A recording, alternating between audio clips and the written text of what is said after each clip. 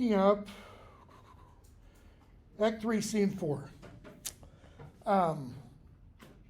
Hamlet's been told that your mother wants to see you, okay?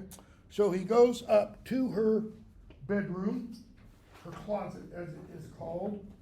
That's just the Elizabethan term, if you're familiar at all with the New Testament. Says Jesus says, when you pray, go into your closet. He doesn't mean go into where you keep your clothes, okay?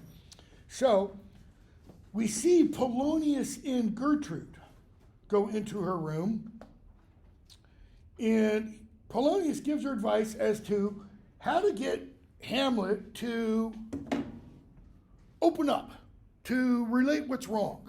He says, look, you lay home to him, tell him his pranks have been too broad to bear with, and that your grace has screened and stood between much heat and him. So, he says, really push him, really press him. Tell him his pranks have been, and by your gloss says unrestrained for broad. That is, they've been too widely scattered. You've hurt people, Hamlet. And he says, and tell him that you've been running interference in receiving blowback. You've been getting flack for this. Why? Because any good son is going to want to make things go smooth for his mother. And we hear, mother, mother, mother. Again, I'm going to ask the question, how old is Hamlet? We find out in Act 5. So, he comes in, and he says, how now, mother, what's the matter? And she says, Hamlet, thou hast thy father much offended. Hamlet replies, you have my father much offended. And one of the things Shakespeare is showing us there is that he's showing us at the same time in Elizabethan England, two different forms for these pronouns were at work. Okay? We only use these forms today, you and your.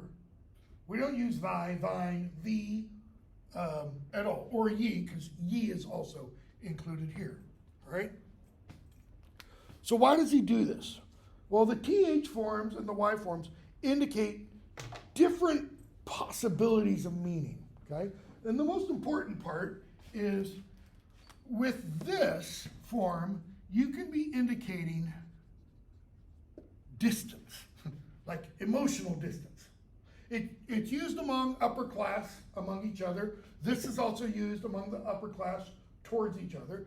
This is used in speaking to a superior, okay? So back in Shakespeare's day, it would be like you guys would use the Y forms in addressing me because I'm your superior. One, I'm your professor. Two, I'm older than you are. So it's social status as well as age. This you would use to someone younger or someone of a lower social status. There's a couple other differences too, okay? So notice what goes on here. They've got a kind of a battle of pronoun forms. She says, Hamlet, thou hast thy father much offended. The TH form is used among, again, equals in the upper class.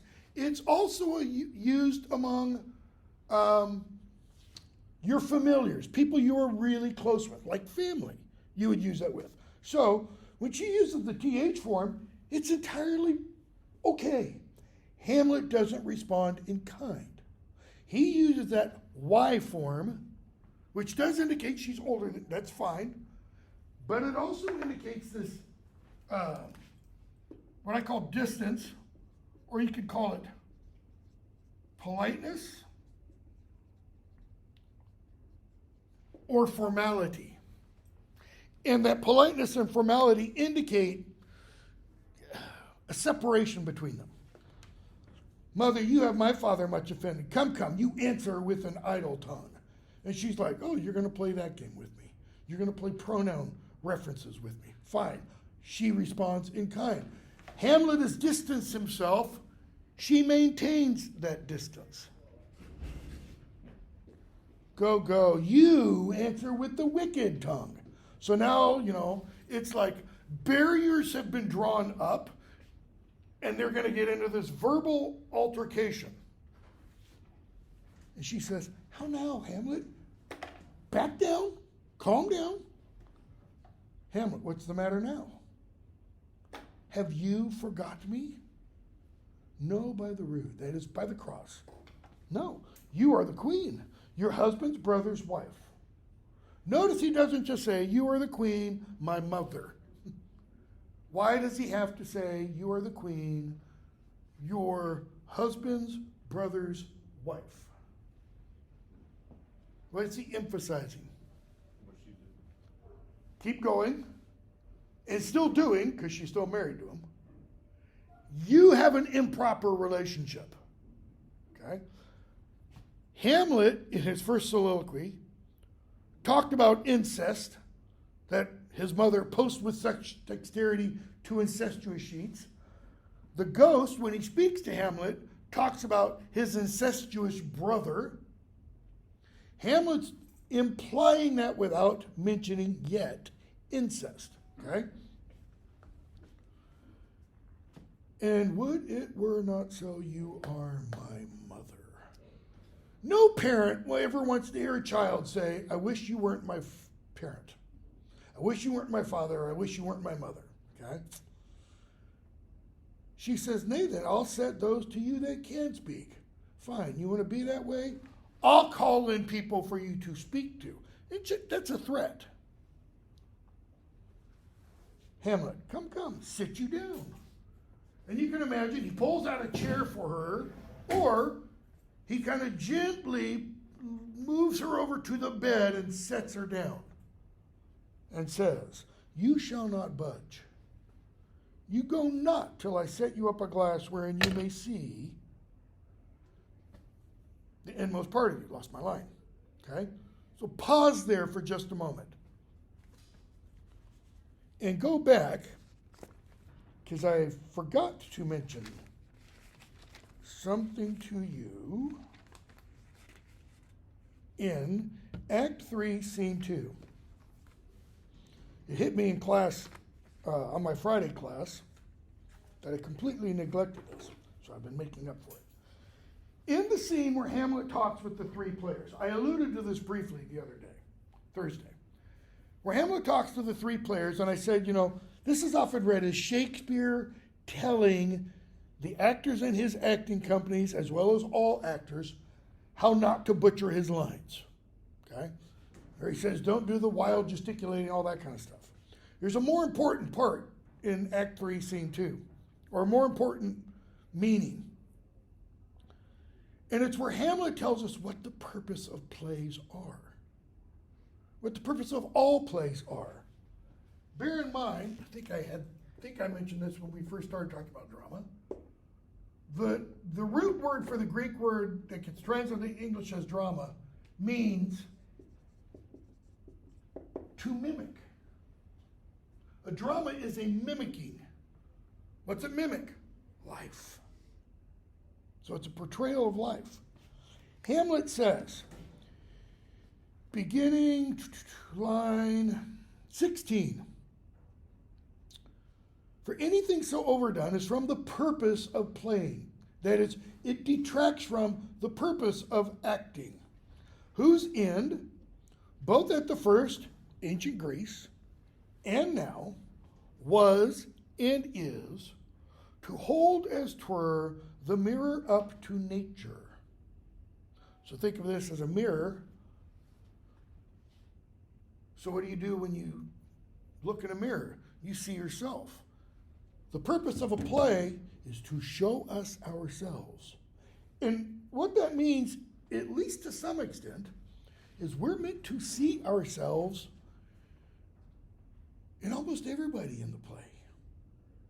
In a play like Hamlet, we're definitely meant to see ourselves in Hamlet. We're meant to see ourselves in Claudius, in Horatio, and others, just like we're meant to see, I could easily be Oedipus. Not necessarily sleeping with my mother, killing my father, that kind of stuff, but all the other decisions that come as a result of those actions. Right? So, the purpose of playing, whose end is to hold a mirror up to nature, to show virtue her own feature, scorn her own image. And what that means is to show what deserves to be scorned. That is, what deserves to be ridiculed, belittled. And what he's getting at there is kind of the genre of drama called satire. You know, Saturday Night Live used to be great satire. Babylon Bee on the internet is great satire. The Onion used to be much better than it is now. What's the purpose of those? Is it simply to tear somebody down? No. It's to show people foolish actions for one purpose: to get the people doing the foolish actions to stop doing foolish actions. Purpose of satire is reformation. It is to get the one being satirized to change, to improve. Okay? So, to show virtue her own feature, to scorn her own image, and the very age and body of the time, his form and pressure.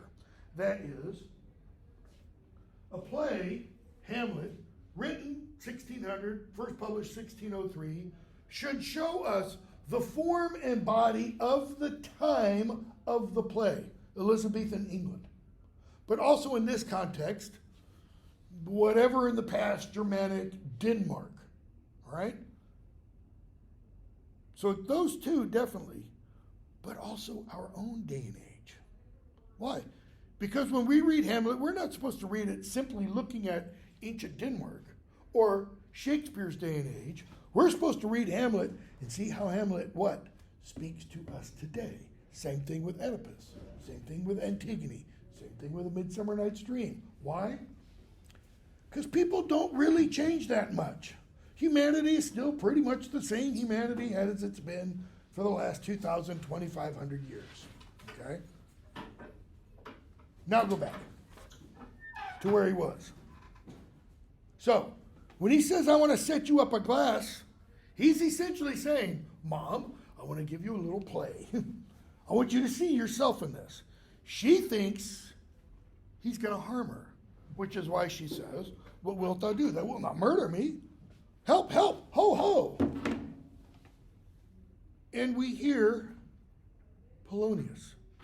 He's in the room, hiding behind the arras, and Polonius cries out, how now? Cries out, what ho, help, help, help. Hamlet, drawing, he pulls his sword out. How now? A rat, dead, for a ducat. A ducat, think a buck.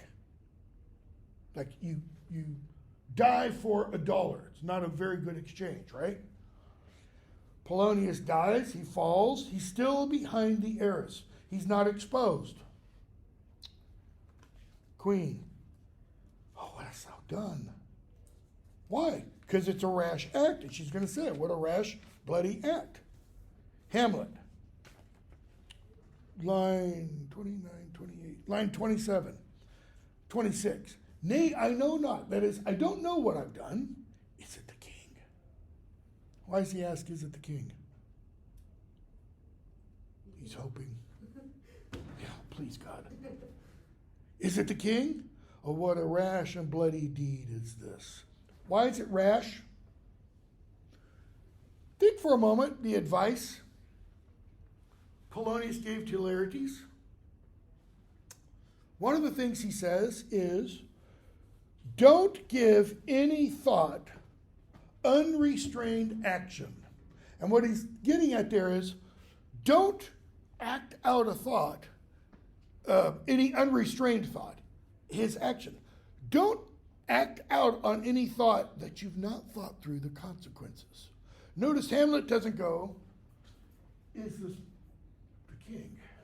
He doesn't, just to take a peek. And I didn't mention this in this class, I did it in my Shakespeare course this morning. You can juxtapose that scene where Polonius gives Laertes advice with the very next scene. Not where he's talking to Ophelia. The very next literal scene in the play is Hamlet's interview with his father. And in that scene, we have a father giving advice to his son. That advice is revenge my death. Don't harm your mother. Don't taint your mind. Don't taint your mind. What does Polonius tell Laertes to do? Inscribe this stuff on your mind. Taint your mind with these precepts I'm going to give you. Okay? Interesting little parallel. So, she says, oh, what a rash and bloody deed. Hamlet, bloody deed?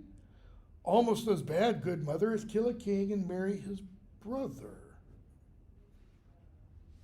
Who does that suggest killed the king?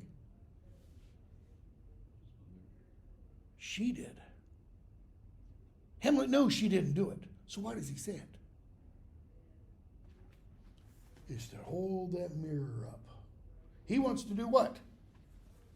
He wants her to feel guilt. He needs her to feel guilt inside.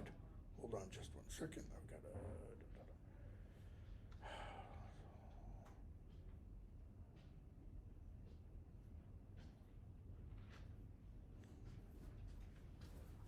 If it's going to pull up.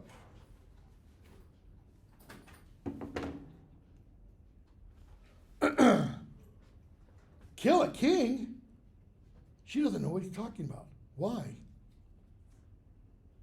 Gertrude had no involvement in that. Aye, lady, it was my word. And then he pulls up the heiress. The wretched, rash, intruding fool. Farewell. What did he tell Ophelia in response to asking her, where's your father? And she says, at home. Anybody remember what he told her? He says, tell him to stay in his own home and play the fool and not to get involved with others. He implies the not getting involved with others. Who heard that, by the way? Polonius did. Now, thou wretched, rash, what? Intruding fool. Go back for a second.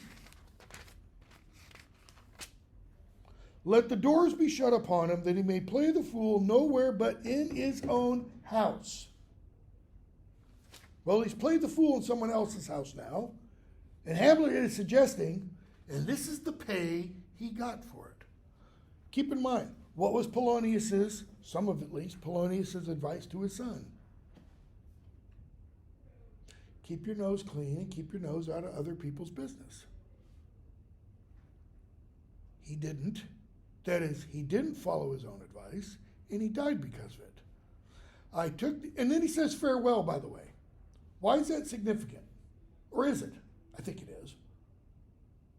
What does farewell literally mean? The fair part means travel. Travel well. He's dead. His body's dead. Part of him is going to travel somewhere. I took thee for thy better. Take thy fortune. Hamlet's kind of suggesting there, I was an instrument of fortune here. Thou find'st to be too busy is some danger. To be too busy means to be too involved in other people's affairs. The root for the modern word business, like I have a business, I'm in business, is busyness. And it goes back to this idea of being involved with other people. And there's at times a negative connotation of those other people not wanting your involvement. Sticking your nose in where it doesn't belong. So he tells his mother, leave wringing of your hands. Why? Because she's sitting there doing this. There's a dead body bleeding out next to her. He says, stop that. Why? For so I shall, sit you down, let me wring your heart. For so I shall, if it be made of penetrable stuff, if damned custom have not braced it so, that it be proof and bulwark against sense. Okay, I'm going to wring your heart. It's going to take her heart, and like a wet rag, squeeze. For what purpose? To get everything out of it. Okay? His first soliloquy, his first two lines. Oh, that this too sullied flesh would melt, thaw, and resolve itself into a dew. That's talking about taking the flesh, purifying it. So let's use me as an example. Taking this 225 pounds of flesh and resolving it into a drop of purity, pure essence, pure water if you want. All right? He needs to wring her heart to purify it. She's like, what have I done? Such an act that blurs the grace and blush of modesty, calls virtue hypocrite, takes off the rose from the fair forehead of an innocent love and sets a blister there.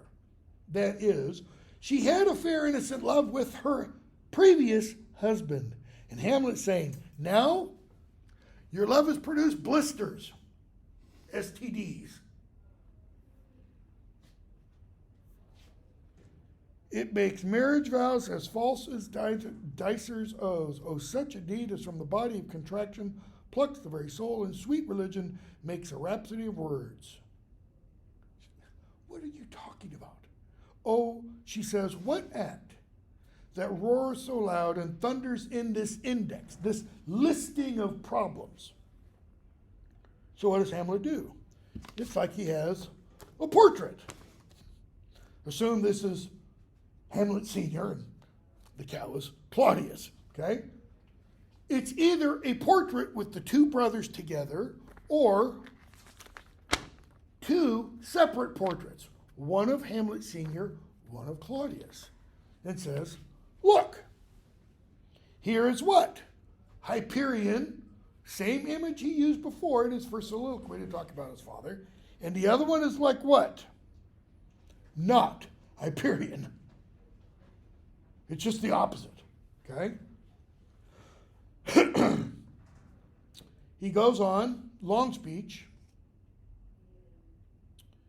and says, compare this image to this image. Look you now what follows. Here is your husband, showing her an image of Claudius, like a mildewed ear blasting his wholesome brother. And you've got a gloss down there, see Genesis 4, or 41, 5 through 7. But the mildewed ear idea, two images. One, an ear of corn, you pull it off the stalk, it's got the leaves all around it, you shuck it, get the leaves off. Had this happen many times in many gardens I've had. And what you think is a ripe, full ear, you open it up and it's just rotted. Mildewed. That's one mildewed ear. But what else does it suggest? How did Hamlet Sr. die? Poison put in his ear. Mildewed, rotted, so to speak. Okay? So, he says, what devil was it, 77, that hath cozened you at Hoodman blind? What tricked you? What made you think this is beautiful? Eyes without feeling, feeling without sight, etc., etc. So he goes on. And the queen says, Hamlet, speak no more. In other words, his words have worked. His words have gotten to her heart. Reason I had to pause for a moment. So Hamlet said, backing up for a moment, he says, quit wringing your hands, I'm going to wring your heart. Meaning, I'm going to bring you to a point of confession and contrition. I'm going to make you see your inner sin. I think Shakespeare has in mind, literally, I think Shakespeare was thinking when he created this scene. He was thinking of the Old Testament. In the book of Psalms, we get what is perhaps the greatest penitential psalm there is. Penitential, sorrowing for one's sins. It's Psalm 51 in most Bibles, all right? That psalm, in that psalm, we see David, King David, of Israel, expressing the sorrow for a sin he's committed. Let me back up a little bit and give you the backstory if you're not familiar with it. One of the books of Kings, I can't remember which, we get a story of one afternoon. David is standing up on the roof of his palace, and he looks down over the city of David, and there's this gorgeous woman taking a bath on her roof. Apparently it was, standard practice. But he doesn't just look at her and then turn away, rethinking, I shouldn't be watching her. No. Instead, he stares and watches and sins for her, meaning he has her brought to his bedroom and he has sex with her. It's never, this language is never used, and I've never heard it used in a sermon. He essentially rapes her. All right? I mean, how much real free choice does she have in this matter? He's the king. She's not. Her husband isn't there. Her husband is his greatest commander, military commander. He's off fighting a war for David. So David sleeps with her, and he thinks she might get pregnant. He sends for her husband, gives him R&R because he wants this guy named Uriah to sleep with his wife so that if she does get pregnant, they won't know whose it is. But Uriah is a true warrior. And he's like, I can't do this. I can't have sex with my wife when my men are fighting this battle at the front. And David's like, damn, okay. It's not like he goes, Uriah, I need you to have sex with your wife. He gives him R&R. He doesn't agree to it. So David sends him back to the most horrific part of the battle for this express purpose that Uriah would die. Okay? That all happens.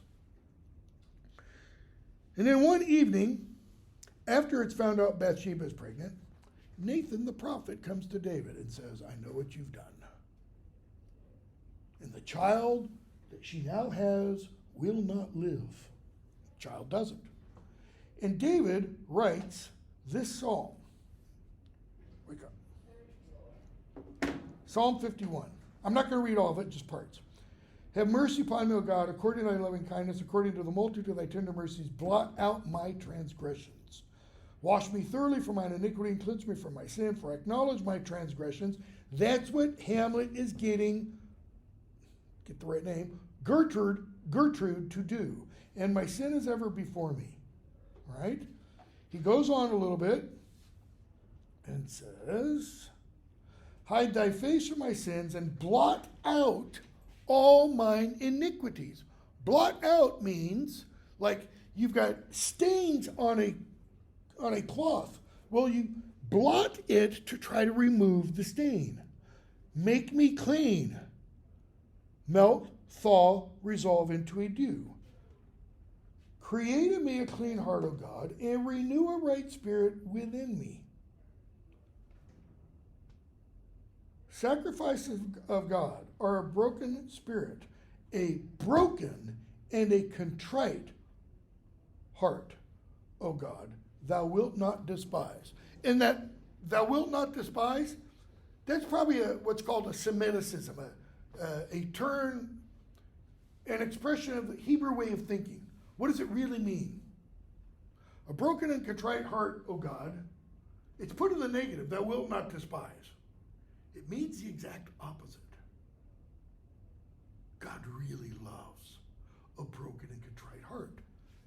David is trying to get her heart to break. For what purpose? Reformation. To change her ways. Just as a play should show us when we're being stupid, same thing here. She says, speak no more, thou turnest mine eyes into my very soul. Okay? That's what David essentially says. Verse 6, he says, thou desirest truth in the inward parts. He's saying, you, God, desire me to see the truth of my inward parts. Meaning,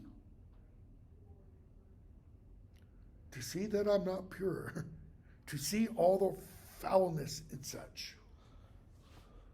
Why is Hamlet Sr. again in purgatory?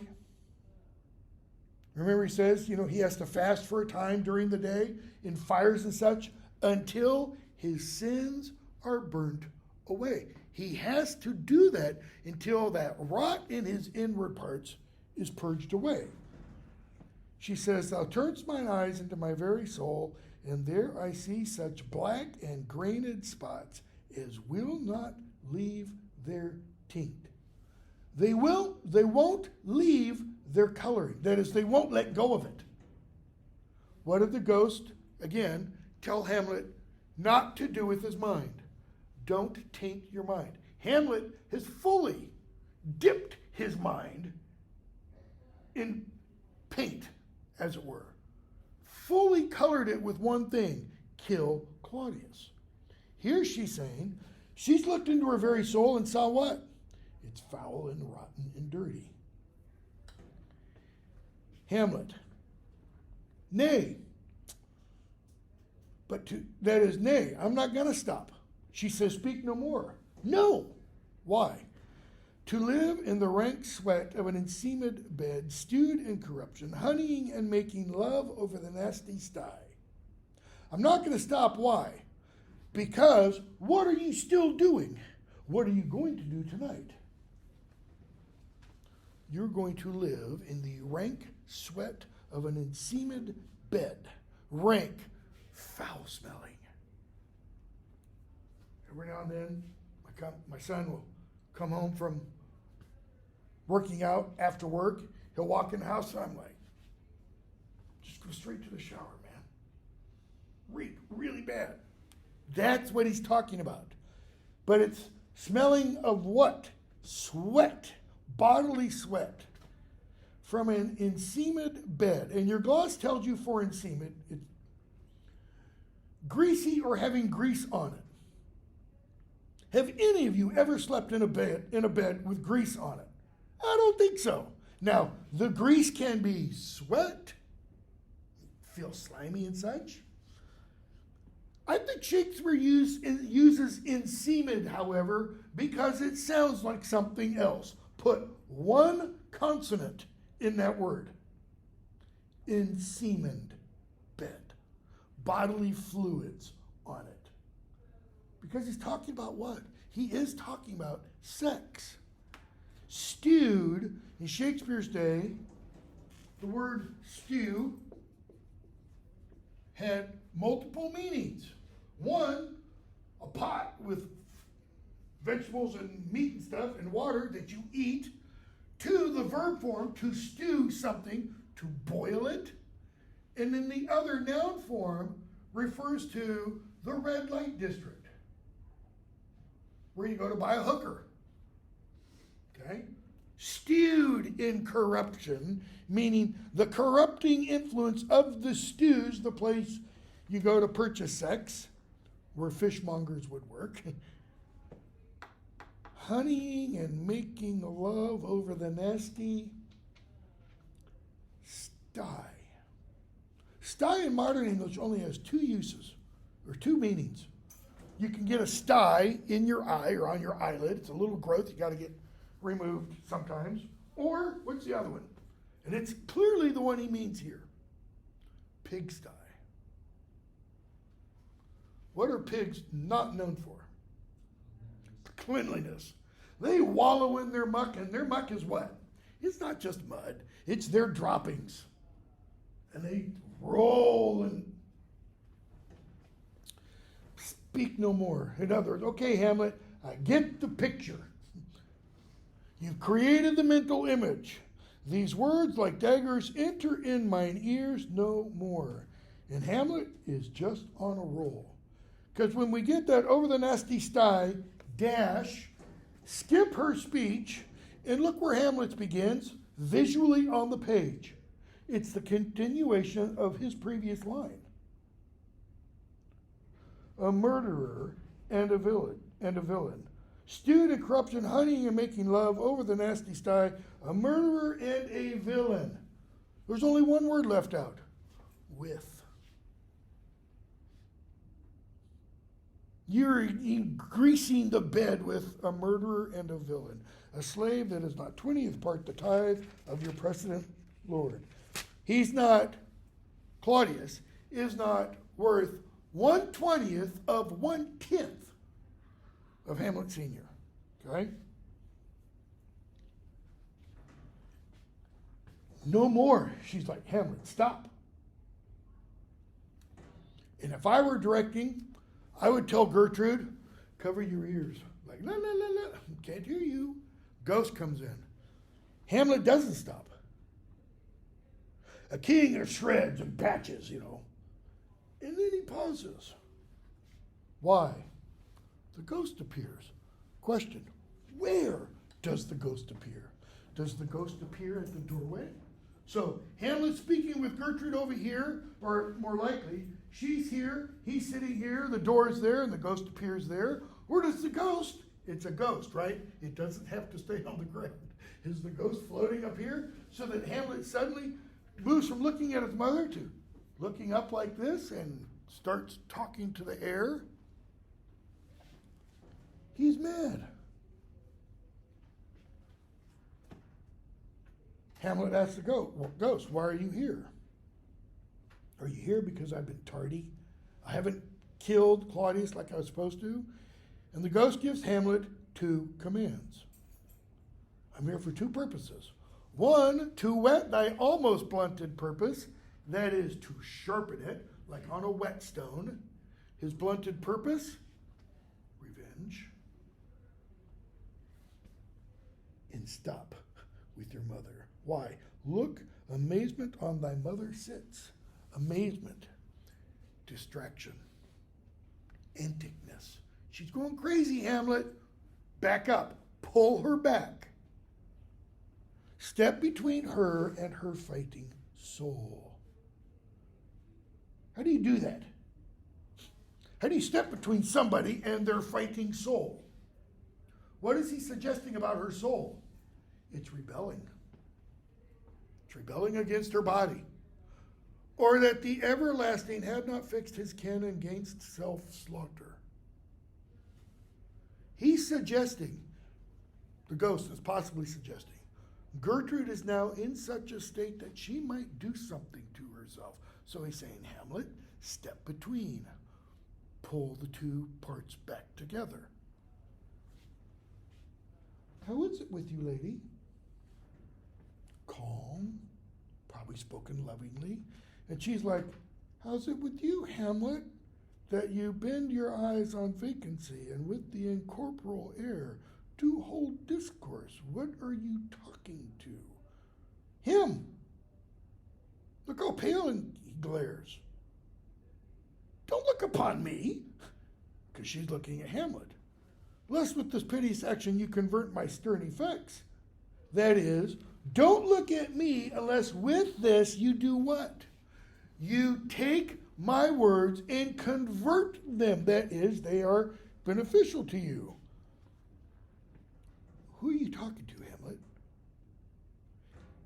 And he slowly comes to realize she can't see the ghost. She can't hear the ghost.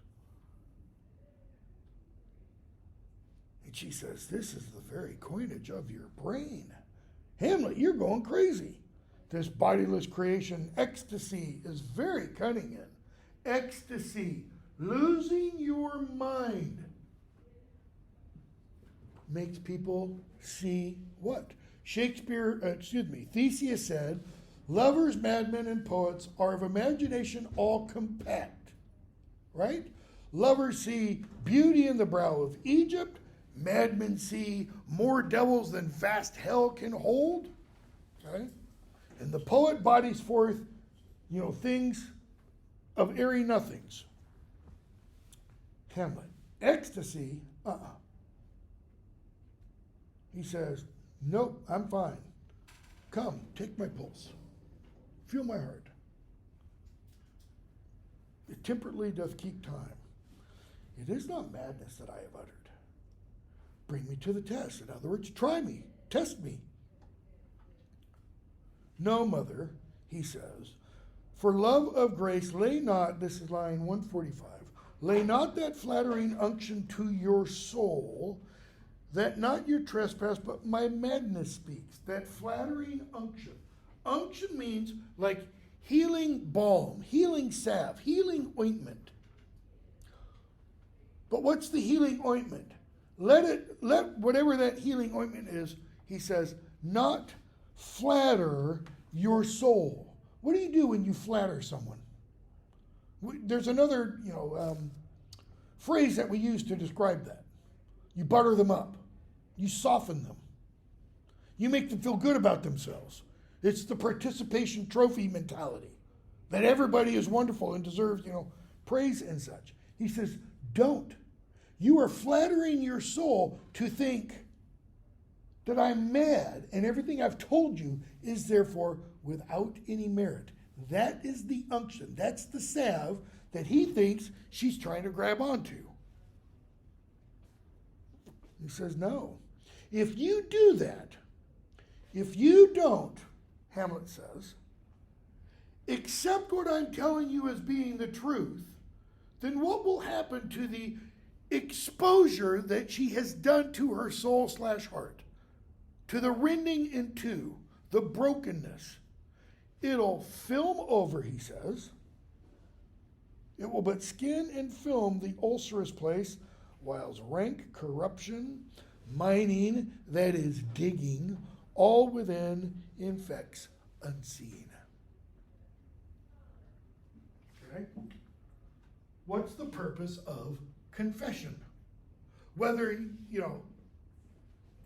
we talk about the Protestant notion of confession, just praying to God and saying, I've done bad things and I shouldn't have, that kind of confession, or Catholic confession, saying it to a priest. It's to do one thing. It's to get the rot that's in here out on the table. That's it. So that once it's out of here, what can happen in here? It can be repaired. It can be cleansed. Hamlet says, don't mistake what I'm saying. Because if she lets that wound, so to speak, heal over and doesn't get the rot out, what will it do? It'll spread like cancer. Confess yourself to heaven. Now, he might mean literally just you and God. In which case, that is an entirely Protestant idea. Or he might say, he might be implying, confess yourself to heaven via a priest. We are going to see priests later in the play. In which case, it's a Catholic idea. There's tension between those two throughout the play. Repent what's past. What does that mean? Does that just mean feel sorry for what you've done in the past? It can be. It could be that contrition from Psalm 51. What else can it be? Take that back. What else must it be? Repent what's past, avoid what is to come. Repent means always do a 180. Right? How do you quit smoking? You stop smoking. You might use other things, other aids. How do you quit being an alcoholic? You don't. You don't. If you're an alcoholic and you go through, I'm not, and you go through AA, but I've known a lot of people who are, and you go through AA, what is it? What does AA or some other program help you realize? I'm always an alcoholic. It's just, I'm not drinking now. Because what does it take to make a lapsed alcoholic, a cured alcoholic, into an active alcoholic? One drink. It's like you can't be a former Marine. If you've ever known any Marines, or you are a Marine, I've known a few, they say there is no such thing as a former Marine. Once you're a Marine, you're always a Marine, even though you're no longer in active duty, reserves, that kind of thing. What's his point? Stop what you're doing. Okay? Repent what's past, that is, feel contrition for that. But it's also stop doing what you were doing then. Avoid what is to come. What is to come? What time of day is it? It's evening. It's getting ready to bedtime. What's to come?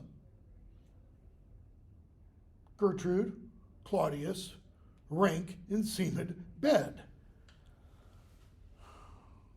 Do not spread the compost on the weeds to make them rancor.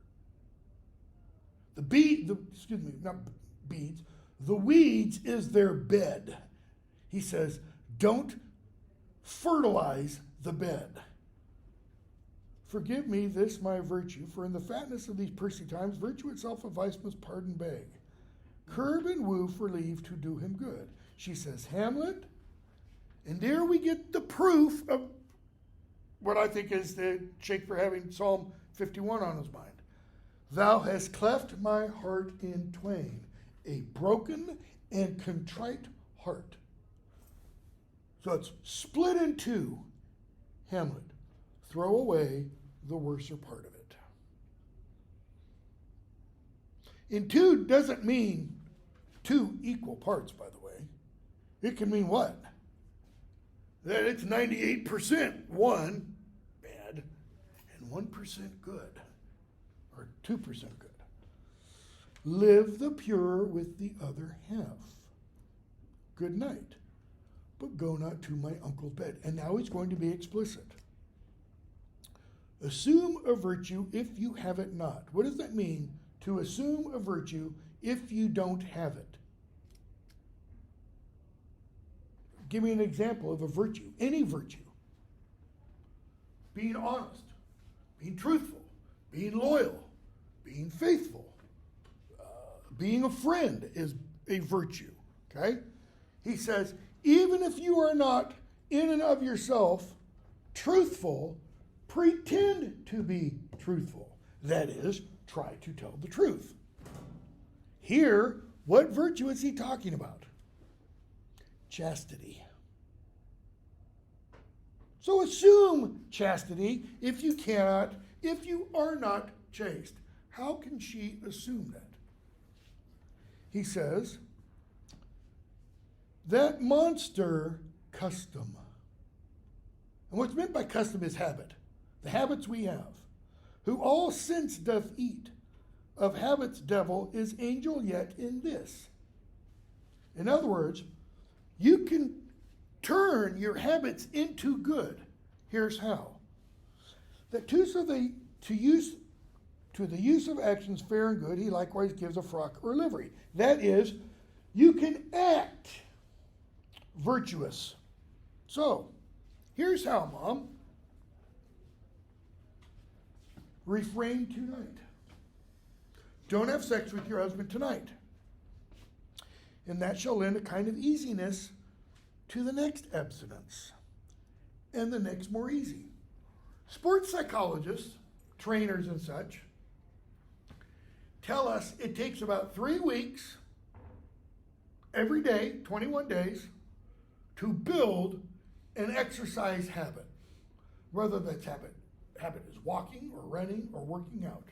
You got to do it every day for 3 weeks.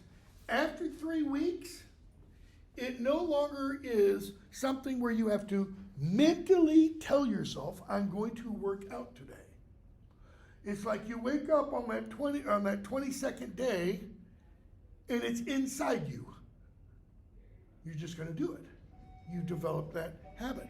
The same idea applies to any other, let's say, either virtue or canceling of a vice. Stopping drinking, stopping smoking, stopping overeating, stopping XYZ, okay? It means eating one less Twinkie a day, drinking one less. You don't become a non-alcoholic by stopping all drinking at once. Not usually. Usually it's you cut back. Why? For use almost can change the stamp of nature. I need to go back and mention this to my other classes.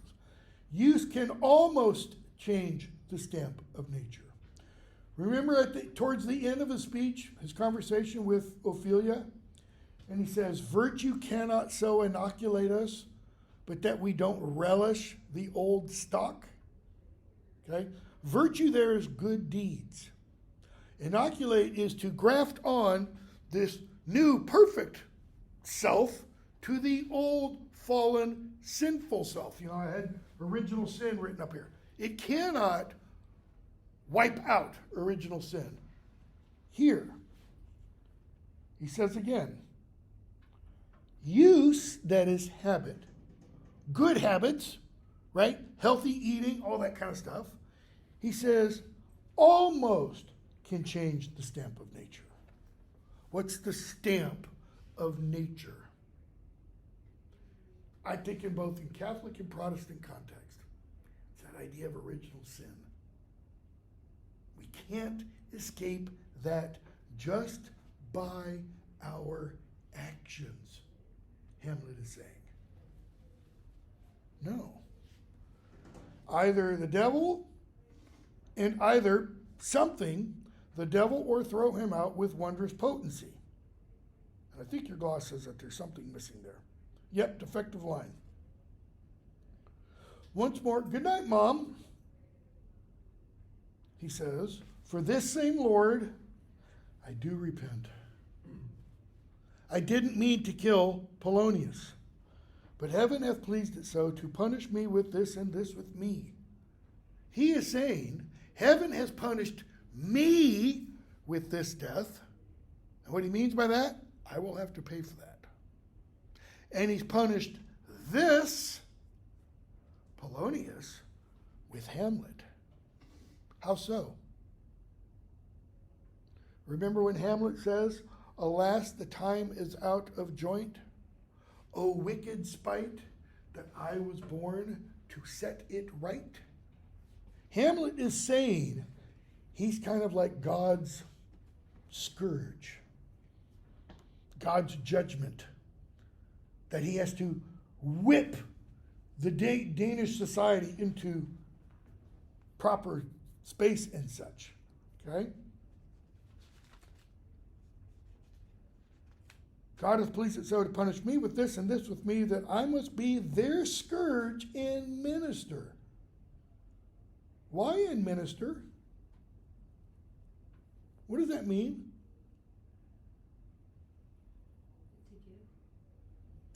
Okay. How? For me, it brings up injection, like administer medicine. When he first sees the ghost, what does he say? O angels and ministers of grace, defend us.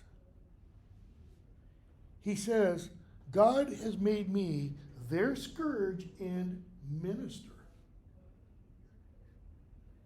What is he saying about being scourged? What does he say about pain, suffering? Hamlet is suggesting, Hamlet is implying, let me put it that way, suggesting might be too strong.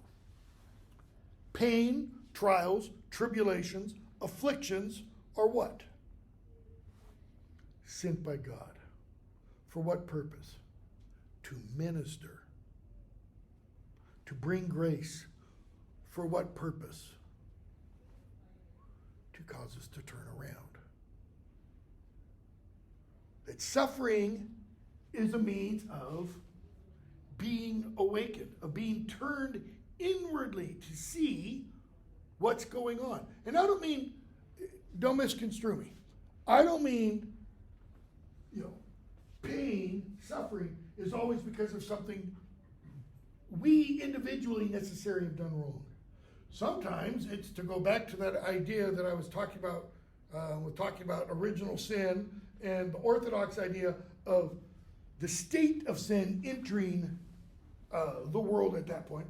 Sometimes it's because all this crap has been going on for years, not because of what we've done, what people before us have done, right? I mean, we're paying today for the problems done 5 years ago, 10 years ago, 100 years ago, 200 years ago, 1,000 years ago, in terms of all kinds of political stuff. So, he says, I will bestow him, that is, I'll take care of Polonius, and will answer well the death I gave him. And I think when he says answer, he means I will pay for it. I will die. for that death. Again, good night. I must be cruel only to be kind. Kind there meaning natural, proper relationship of a son to his mother, as well as being nice. One more word, good lady. She's like, what? What now? Not this by no means that I bid you do. Let the bloat king tempt you again to bed. Don't let him tempt you. Pinch wanton on your cheek. And I think wanton is sexual desire. He says when you feel that urge, pinch yourself. And let him for a pair of reachy kisses or paddling in your neck with his damned fingers make you to ravel all this matter out. That I essentially am not in madness. That is, what's he really getting at? Don't tell him that I'm not crazy. Let Claudius think I'm crazy. 'Twere good you let him know, for who that's but a queen, fair, sober, wise, wood from a paddock, from a bad, a jib, etc., etc. So, she says, I have no life to breathe, what thou hast said to me.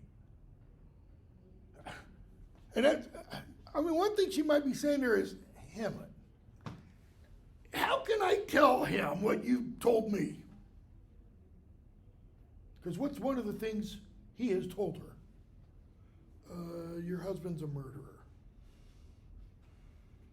It's not, pillow talk that you use at night before you go to sleep.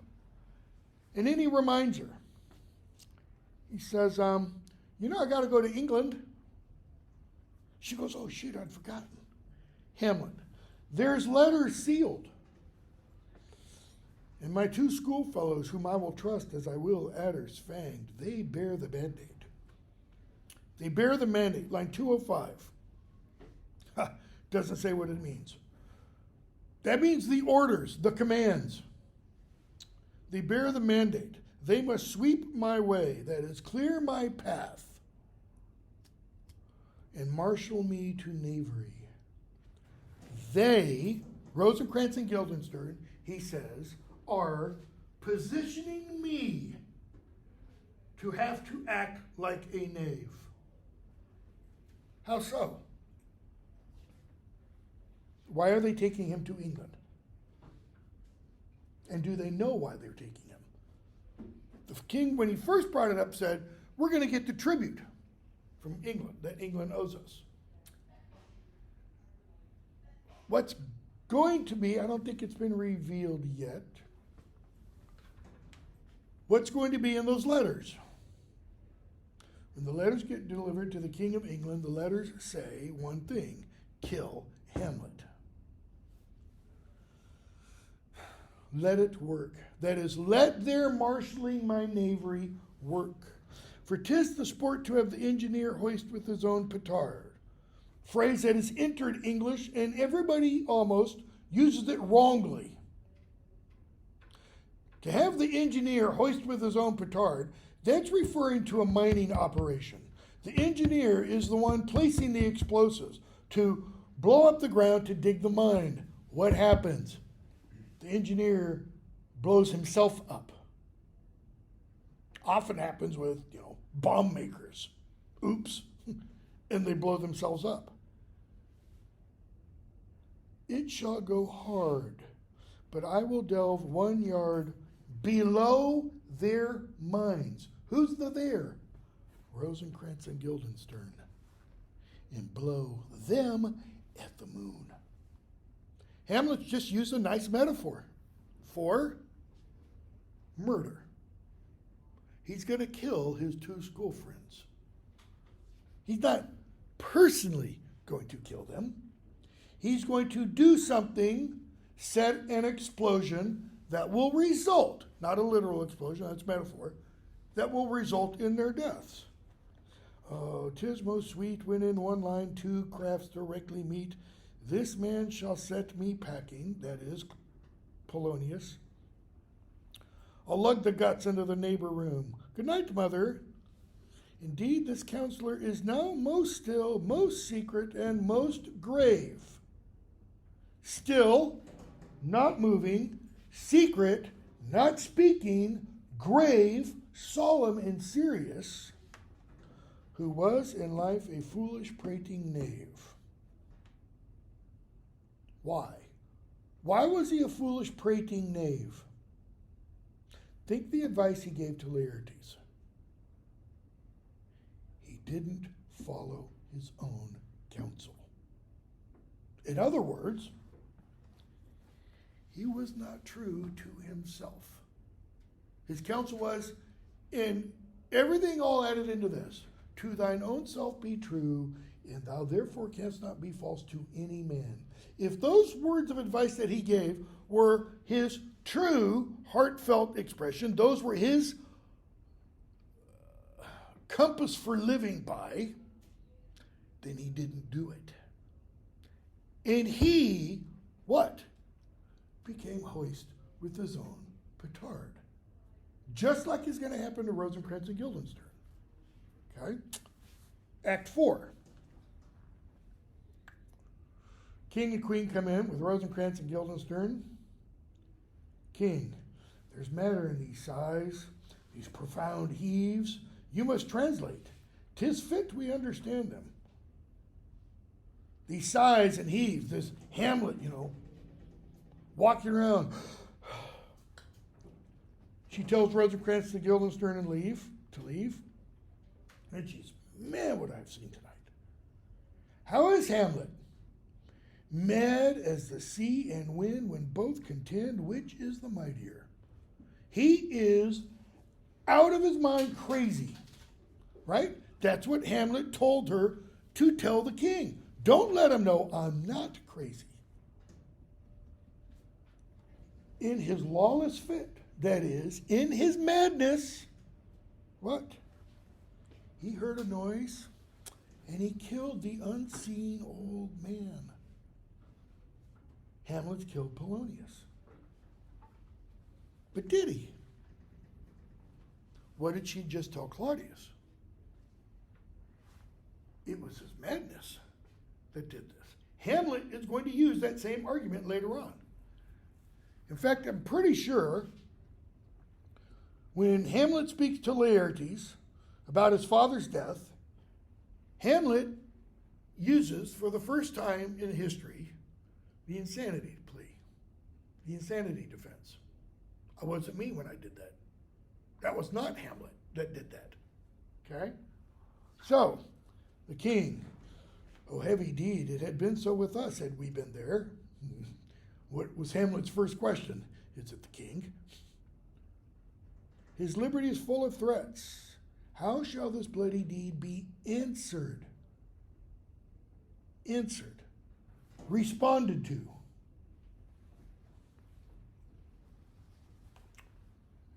Why must Hamlet kill Claudius?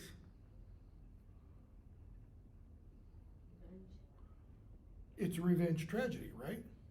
His dead father came and told him to. How will this bloody deed, the killing of Polonius, be answered? It's a revenge tragedy. It's not only Hamlet's revenge tragedy. Laertes is now spurred on to revenge. He doesn't know it yet. Word will reach him. It will be laid to us.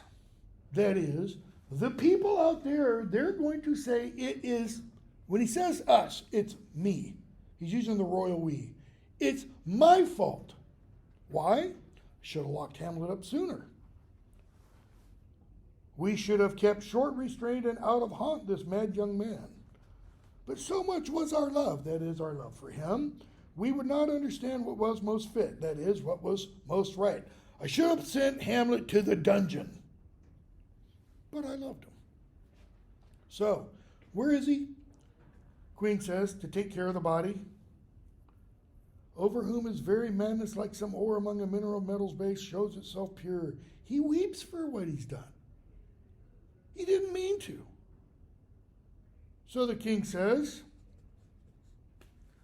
before the sun comes up, we're going to ship him off to England. All right? He calls in Rosencrantz and Guildenstern.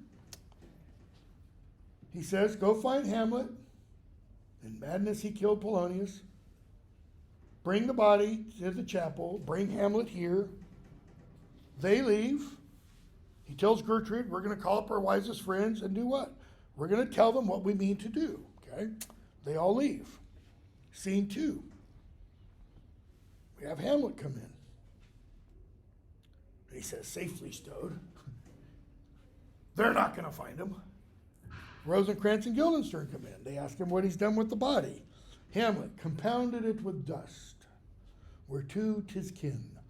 Now that kind of implies something. What? How do you compound a body with dust? You bury it. Genesis. You will work by tilling the dust of the ground, and then you will die. Why? Because from dust thou wast taken, and to dust thou shalt return, God tells Adam. Compounded it with dust. Tell us where he is, that we can take him to the chapel. Don't believe. Don't believe what?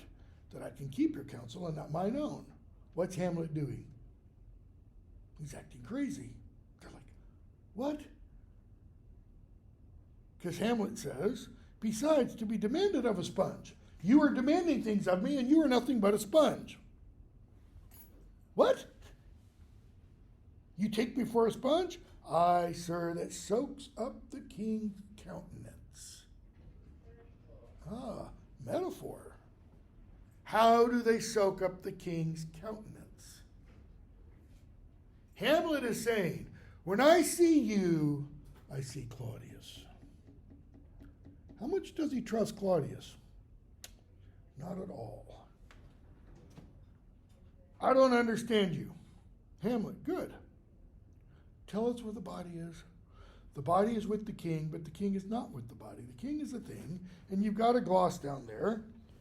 Too many interpretations, possibly. The body lies in death with the king, my father, but my father walks disembodied. Or Claudius has a bodily possession of kingship, but kingliness or justice of inheritance is not with him. Or he's referring what's called the theory of the king's two bodies. One is the king physically, the other is the state. That is, remember back in Oedipus, the king? Oedipus is talking with Creon, and Oedipus is talking about, I've got to have my way, et cetera, I'm the king. And Creon says, there are other people too. And Oedipus says, the city is the king's. That's kind of this idea. The king has his own physical body, and yet the king is also the physical representation, so to speak, of the entire country. After all, how do we hear Hamlet Sr. sometimes referred to as Denmark? Norway Sr., Fortinbras Sr., was referred to as Norway. He's sending Hamlet to England. That's to the king, not to the place. Okay? So that's part of the two bodies. The body is with the king. This one. Okay? But the king is not with the body. See, now there he might be talking about Hamlet Sr., because Hamlet Sr. isn't with his body. He's dematerialized, so to speak. The king, Guildenstern, a thing, my lord? Of nothing. Because what did Hamlet start to say that Guildenstern interrupted? The king is a thing of nothing. I haven't pointed out that word nothing in Shakespeare's day was pronounced like that. Noting. Okay? The king is a thing of noting, paying attention to, as well as zilch, nada.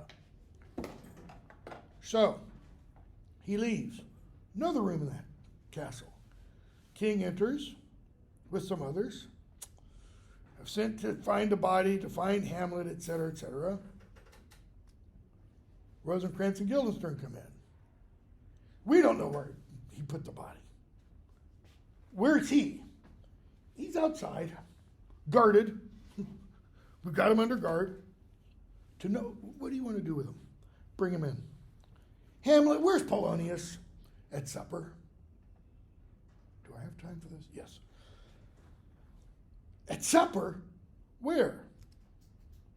Not where he eats, but where it is eaten. Where one is eaten. A certain convocation of politic worms are even at him. A convocation of politic worms.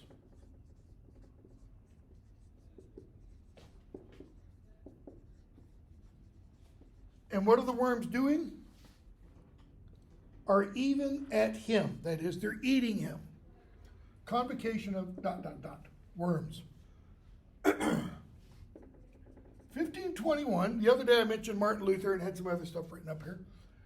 In 1517, he started the Protestant Reformation by nailing the 95 Theses at the church door in Wittenberg. And he did that because he wanted to discuss these things. He started writing stuff to get copied and spread around. And all this time, he still wants somebody in authority in the hierarchy of the church to address his questions. In 1521, there's a meeting called the Diet of Worms. It's actually spelled W-U-R-M-S. Diet means meeting of. What do you have when you have a meeting? It's like MTSU when it has its fall convocation. It's the coming together. Vocation from vocare means to call together, or co means together. It's a calling together. So it's a calling together of worms. It's a diet of worms, a meeting, a convocation, okay, at the place Worms.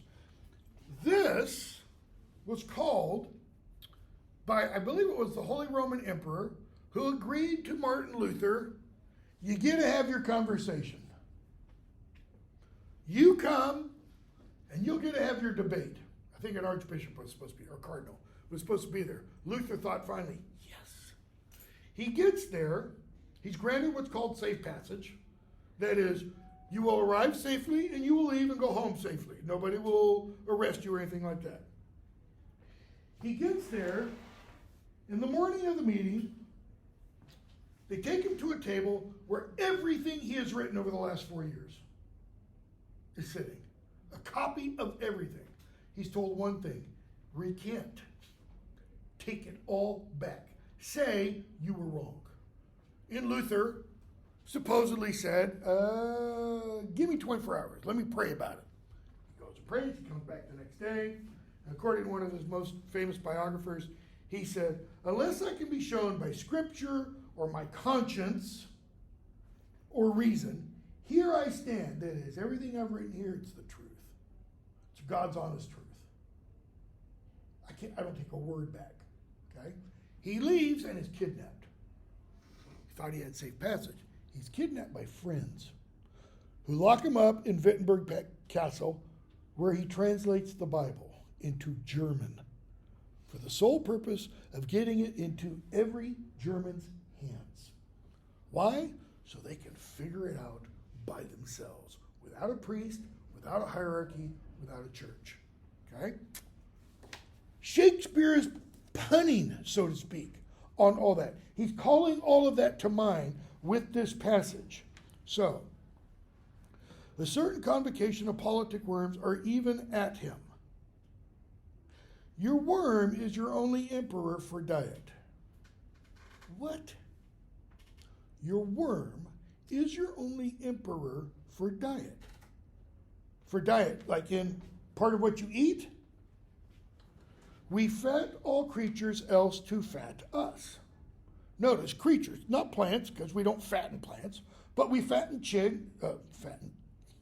We fat chickens, pigs, hogs, cattle, sheep, so that they can do what?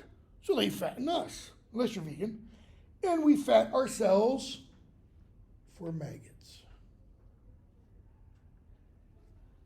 We raise cattle to eat for ourselves, and we raise ourselves to feed maggots. And where does that take us?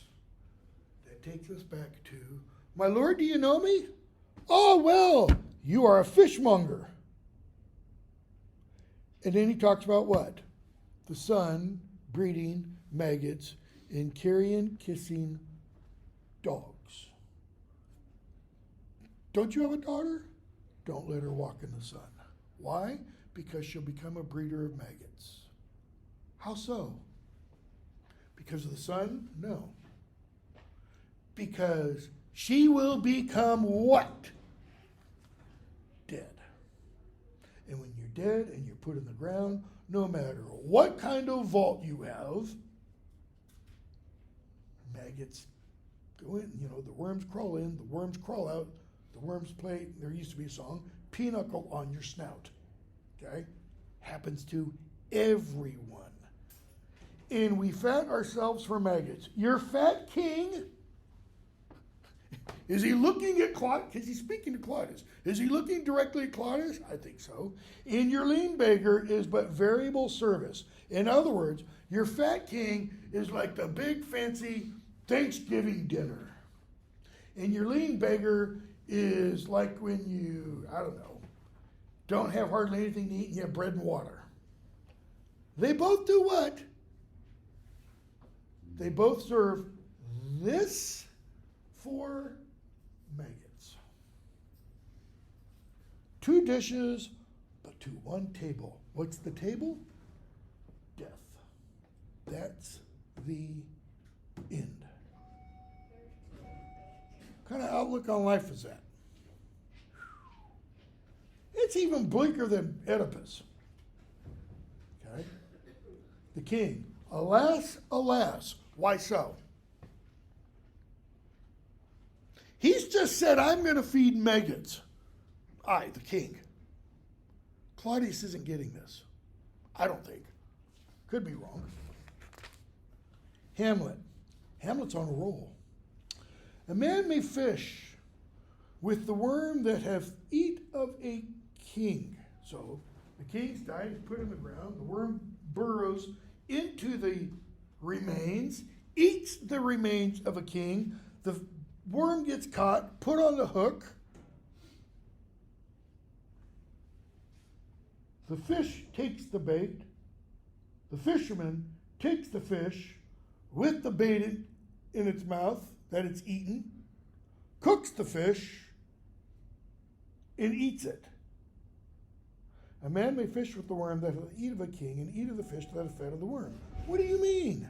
Nothing but to show you how a king may go a progress through the guts of a beggar. What has he just metaphorically called Claudius? At some point, Claudius, you will become a piece of shit. Why? Because you are going to be the king that the worm eats part of, that the fish eats part of, that the man eats part of, that the man passes through his body. Where's Polonius? Claudius gets that one. He's not happy. Where's Polonius?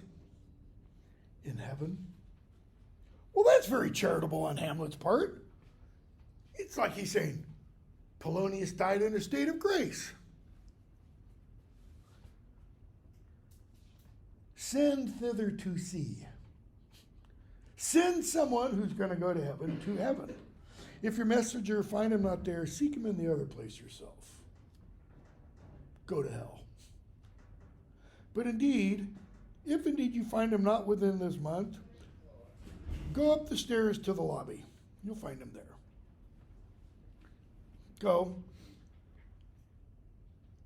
Okay, Hamlet, for your safety, we do tender as we dearly grieve for that which might. Notice that word tender. We heard it a lot between Polonius and Ophelia. Now it's used again. We're going to send you to England. Okay? Yay! England, notice. For England. I am it good. So is it if thou knewest our purposes. Now, that's not an aside. Hamlet hears that. Hamlet, I see a cherub that sees them. You've got a gloss down there for cherub. Cherubim are angels of knowledge. Hamlet's saying, yeah, I know what the purpose is. But come for England. Thy loving father, Hamlet, my mother. Father and mother is man and wife. Man and wife is one flesh. And so, my mother. He's calling Claudius his mother. Come for England. Why? He's emasculating him. Okay? Everybody leaves but the king. And now the king tells us what's going to happen to Hamlet. But Hamlet somehow knows already. We don't know how. The whole thing about hoisting Rosencrantz and Guildenstern with their own petard is telling us that. Okay, we'll stop there. Since we finished it, I'll go ahead and put up quiz over Act 3. Today's what? Today's Tuesday. I'll put it up so that it'll be due Friday night. Should be plenty of time. All right, have a good day. We'll pick up with Act 4 and finish this sometime.